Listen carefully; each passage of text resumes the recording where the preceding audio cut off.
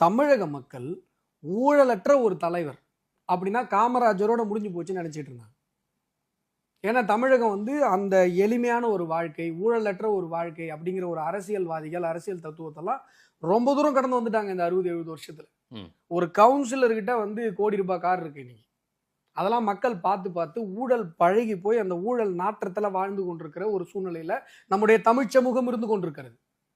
இப்ப பாரத பிரதமர் நரேந்திர மோடியை பார்க்கும்போது அவங்களுக்கு என்ன தோணுதுன்னா, ஏடா காமராஜர் வாழ்ந்த மாதிரி, பக்தவச்சலம் வாழ்ந்த மாதிரி, ஓமந்தூர் ராமசாமி ரெட்டியார் வாழ்ந்த மாதிரி, அந்த காலத்து தலைவர்கள் எப்படி ஒரு எளிமையான கக்கன் வாழ்ந்த மாதிரி ஒரு வாழ்க்கைய இன்னைய தலைமுறையில 2025 ஒரு மனுஷன் வாழ்ந்துட்டு இருக்காரு. அவருடைய சகோதரர்கள் ஒரு ஒரு ஒரு அண்ணன் வந்து ரிட்டையர்டு, ஒரு கலெக்டர் ஆபீஸ்ல ஒரு சாதாரண போஸ்ட்ல இருந்து ரிட்டையர் ஆயிருக்காரு. அவர் என்ன வாழ்க்கை வாழணுமோ அதை வாழறாரு. அவங்க அண்ணன் பொண்ணு ஒரு இடத்துல போய் பர்ஸ் தொலைச்சிட்டாங்க ஒரு ஸ்டேட்ல, எங்கேயோ போறப்ப போய் சாதாரணமா கம்ப்ளைண்ட் கொடுக்க நின்றுட்டு இருக்காங்க.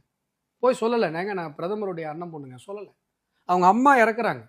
அந்த அம்மா இறந்ததுக்கு 4 மணி நேரத்தில் போயிட்டு அவங்களுக்கு இறுதி சடங்கு பண்ணிட்டு வந்து அடுத்து பாரத பிரதமருடைய பணிகளை கவனிக்கிறார். இதெல்லாம் மக்கள் பார்க்குறாங்க.